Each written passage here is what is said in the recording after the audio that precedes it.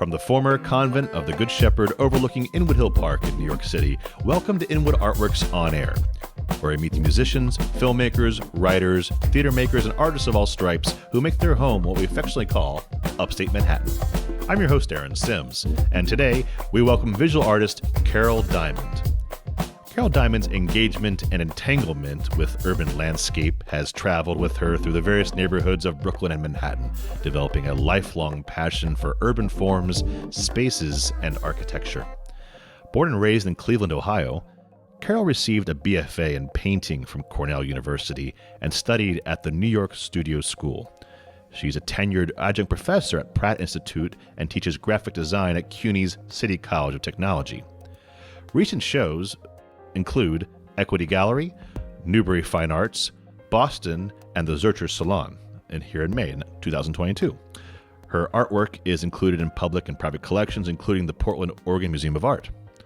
Diamond was awarded a Purchase Prize from the American Academy of Arts and Letters Invitational Exhibition, a Pratt Institute Professional Development Grant, and the National Academy Museum's Edwin Palmer Prize.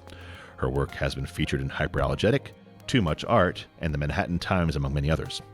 Her art writing and reviews are published in Art Critical, Painters on Painting, Two Coats of Paint, and Delicious Line. We're going to talk to her about her work and so much more, but first, let me welcome you, Carol, to Inwood Artworks On Air. It's great to see you. Thanks for being here. Thank you, Aaron. It's my pleasure. So, how are you? What's been going on with you these past 2 years in isolation in your painting Dickensian workshop, if you will? Nice way of putting it, Dickensian workshop. Well, as we were talking about before, just being up here in Inwood, everybody being in their solitary states during COVID, artists who do work at home like I do, who didn't have to miss the opportunity to get to their studios, it was a good time while everything was such a bad time. I mean, there was calling it the silver lining, but it was very hermetic, was a little Dickensian, because have been launching into sculpture for the last few years, and this was like, okay, I don't have a lot else to do now. I did a lot of Zoom teaching, sitting at the computer, but getting to know Inwood more, a lot of walks, a lot of soul searching, very, very difficult pivoting from the teaching, just jumping right into online. That whole summer was like intense training for, completely teaching online. None of us teachers wanted desk jobs, we don't want to sit at a cubicle, but it was very, very lucky that we were able to bring so many of our students back at Pratt and at City Tech, and be there for them and have the time in the studio and at home with my daughter. But now it's post-COVID, sort of, but sort of not. So that's been a challenge to just very happy to be traveling back on the subway again, doing my commute to Brooklyn and back with students. But now semester's ending, so it's a time to be back in the neighborhood. Well, I think the neighborhood's a great place to be. And, you've had a lifelong passion for urban spaces and architecture. So what a great place to be in Inwood. I mean, it's only natural, I think, you'd wind up in New York City, given your background and what you do and your art. Did you always want to live here in the city? Because it's a long way from Cleveland. Yes. So I'm just like, that's the point. Because I'm from Ohio. I'm from Cincinnati. Right. And so it's a big jump. Right. Well, then, when I interview you one day, I'll ask you about that, or we can both talk about it. Yes, it was a kind of a lifelong dream because I always was an artist growing up, always hands into something, all kinds of crafts and weaving and pottery and, school posters for plays and whatnot. And so somewhere in high school, this New York City dream of coming to New York, So then when I went to Cornell, that was upstate New York. We took trips into the city, my friends and I I came for a junior year. Instead of going abroad, I came to New York City based on a very important recommendation from a teacher who was a mentor back at Cornell, and I went to the New York Studio School, which I don't know how I would have ever discovered it, but it was a really New York school-based concept, open in the 60s, 60s, 70s. I was there in the early 80s. And so that was a very pivotal moment. But then I went back and graduated up in Ithaca and did some traveling and lived in Atlanta, Georgia, and whatnot. I was afraid to come right to New York and be the I don't want to say starving, the struggling artist in New York. So I waited, did a bunch of other things, and came back in 1989 and have been here since then. And it really is kind of a devotion to the city. You know, it's a relationship with an actual place. And when the Brooklyn scene really became active in Williamsburg, and I was living next to the Williamsburg Bridge, and I thought of Brooklyn as like, you peel off Manhattan, it's like the underbelly in a way. There's a lot of gritty stuff. I always loved Manhattan. That's why living here now, when I did move up to Manhattan, I thought, well, I didn't move to New York to be in Brooklyn. I moved to New York because of, Fifth Avenue and the museums and Upper West Side, all the places I knew before, the Village. Brooklyn was like an extra, to be part of that whole, upbuilding of Brooklyn, all the different, and teaching out there, and it's just really wonderful. But the architecture, the construction and destruction, there's the beautiful architecture of churches, and I always have loved to draw in churches. Being up here with Fort Tryon Park, then you have the cloisters and the stone stairways, and so it's sort of more sentimental and back to a nature concept of the big rocks and then the stone stairways. But then the construction sites, I'm not so out there as I used to be, but I did a lot of painting on the roof of my building looking over the Williamsburg Bridge. I worked in the Brooklyn Navy Yard. That was a wonderful place to, felt like a lot of the history of New York is in the architecture. Yeah, you're kind of leading me right into a really good question, I think, and also a comment too on your work. For those getting more into your work itself, is that your newest work is predominantly multimedia, encompassing found materials, assemblage sculpture, abstract painting, plein air drawing of architectural sites, as you're saying. And I've read somewhere else too, is like your impulse for your work is driven by, quote, the tension and tumult of urban life, which is kind of what you just said to me in a way, is that, there's this give and take, this relationship with New York and the grit and the glamour and why people want to move here, and the passion that you possess inside of you for being a part of the energy of the city. So can you describe a little bit what appeals to you now about using the found materials to explore a sense of conflict in your work, that sense of conflict? Thank you. Well, I follow where the work goes. That's always been, it was the way I learned. And so I thought I was going to be a plein air painter because I always loved that. And when urban landscape became what I really enjoyed, I thought I could never wear this out. And looking at building, structure, space, and just emotion just came through in the process of painting for me. I didn't think I'm going to make a painting about my childhood or my fears or my passions. I just like what I see and I go after it. And it was a personal experience in that. And people seem to feel that too. But then it kind of became where I sort of figured out how to do it. I was doing these urban landscapes, and this was in the 90s, and still life also. And I got very comfortable with it. And I had some people who were talking to me about abstract ideas, and I thought I just need to go into the studio and just kind of hunker down in the studio, look at those white canvases, see what happens in that process. So when I didn't really want to be chasing around landscapes, because it was really more about the search.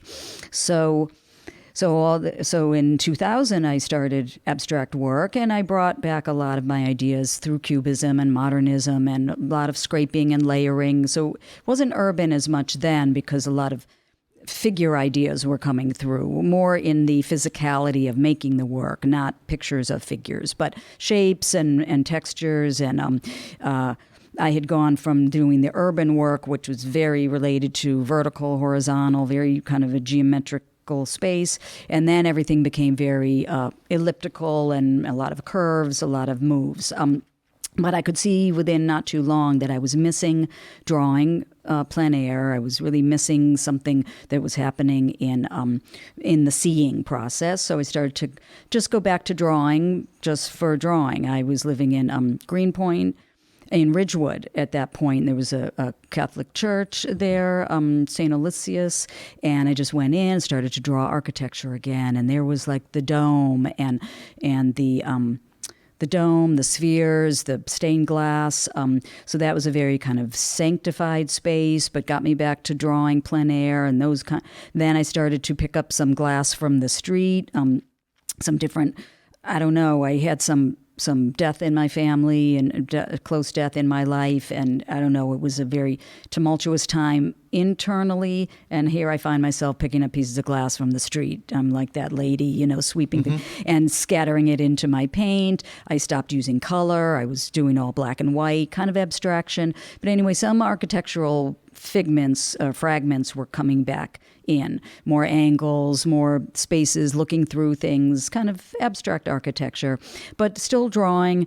And so then I just kept picking up stuff from the street, and I really love glass and metal. And I just felt a kind of a attachment to the material and the glistening light on the colored glass and all of that, and doing some of the stained glass, looking in churches. I had a nice show when I first moved here to Inwood at the Hebrew Tabernacle at Goldwing Gallery with Regina Gradas, and that was so great. And I kind of spun some of the more spiritual side of my work from that. And then I just kept picking up a lot of stuff that ended up getting bigger things that I was picking up. And my boyfriend would, pick up, oh, would you like this scrap metal?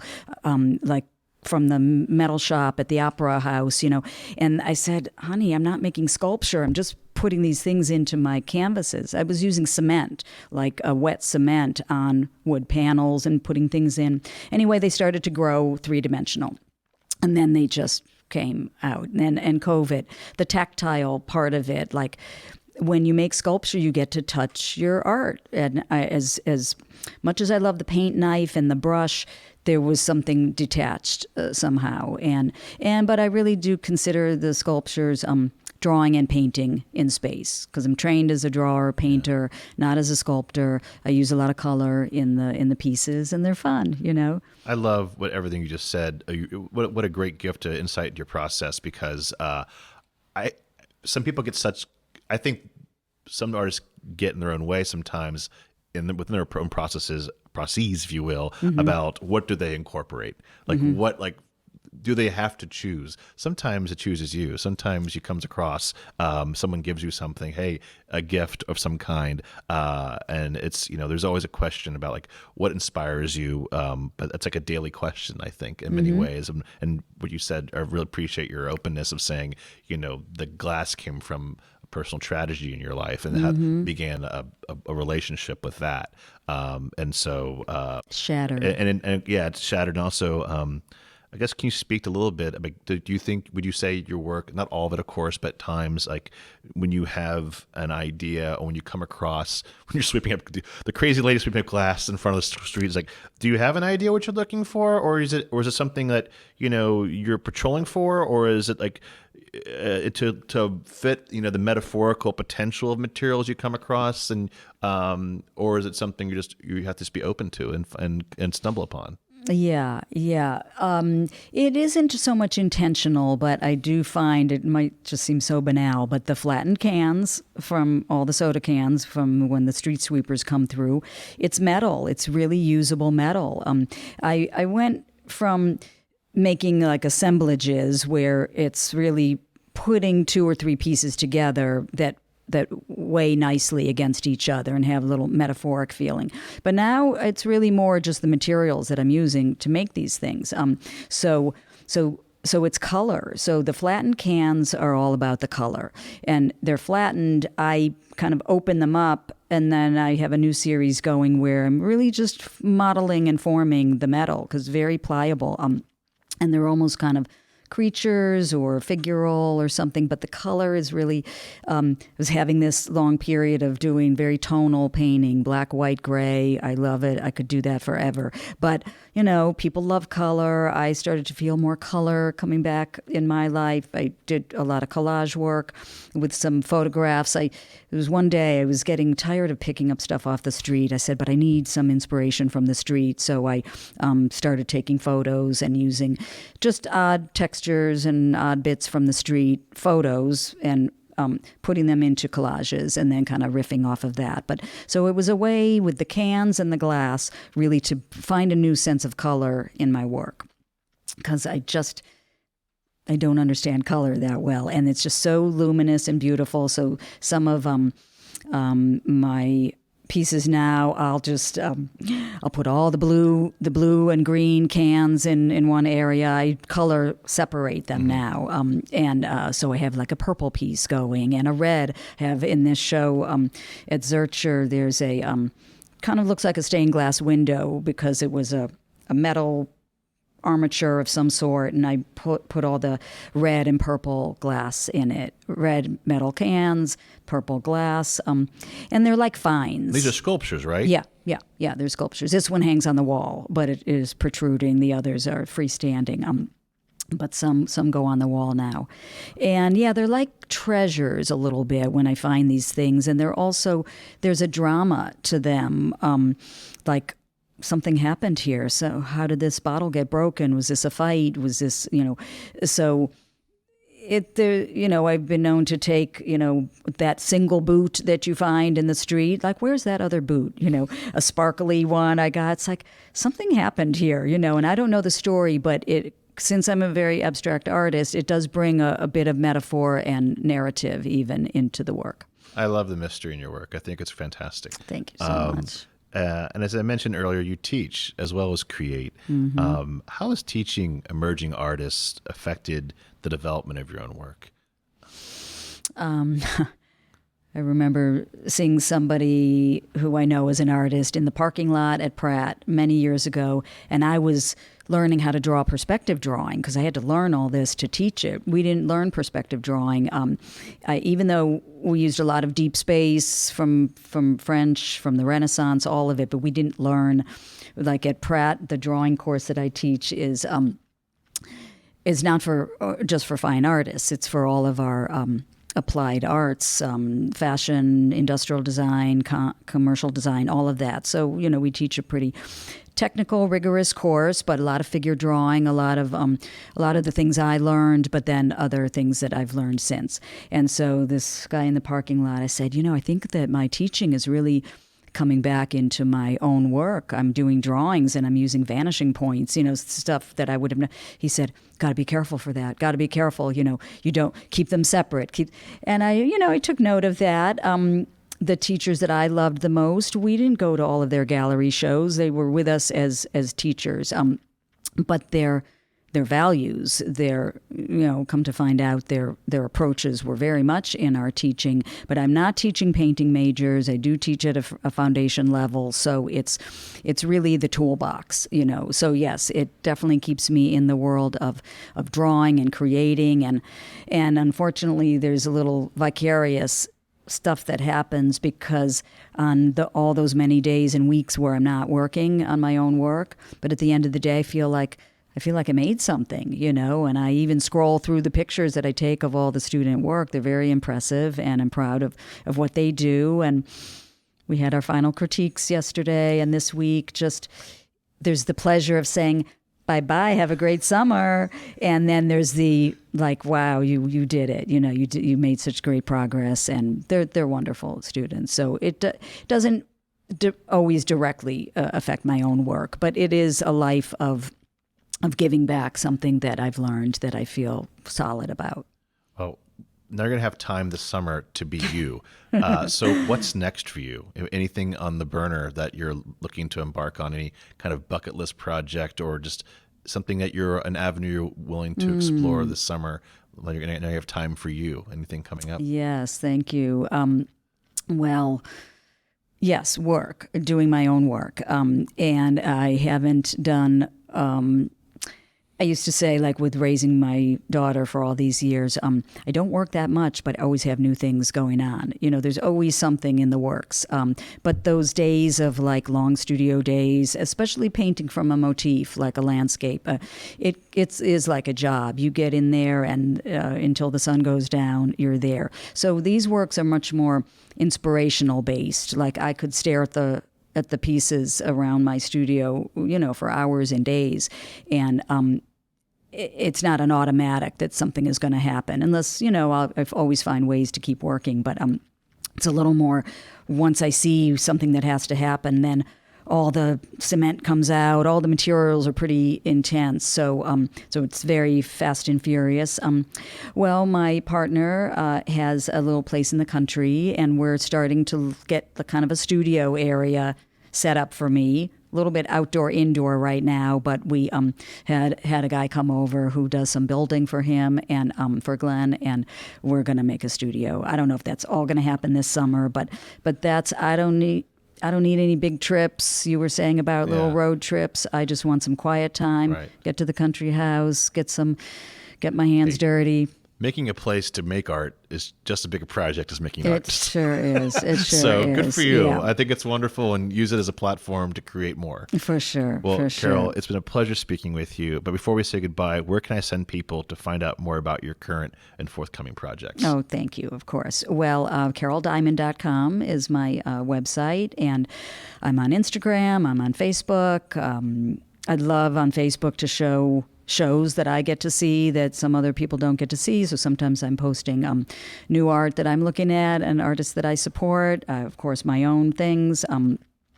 This month in May is this Searcher Salon on Bleecker Street. Some things in the works for the fall, but definitely social media. And Awesome. And my Inwood studio, once in a while I can do studio visits also. Well, but you're one of our favorite local visual artists, and we Yay. look forward to seeing more great work from you. Oh, thank you, Aaron. You've been such an inspiration in the neighborhood when I moved up here. And it's like, okay, I love it. I love the park. It's amazing. And then when I met you, or someone tipped me off about you, Imelda O'Reilly. Yeah. She told me something. I was very happy to see all the things that you're doing and participate. Well, thank you very much. And Thank you. We'll look for more opportunities in the future for you.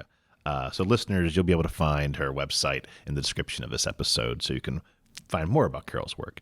So thanks again, Carol, for joining me on this Artist Spotlight episode of Inwood Artworks On Air. It's where we meet the musicians, filmmakers, writers, theater makers, and artists of all stripes who make their home here in Upper Manhattan.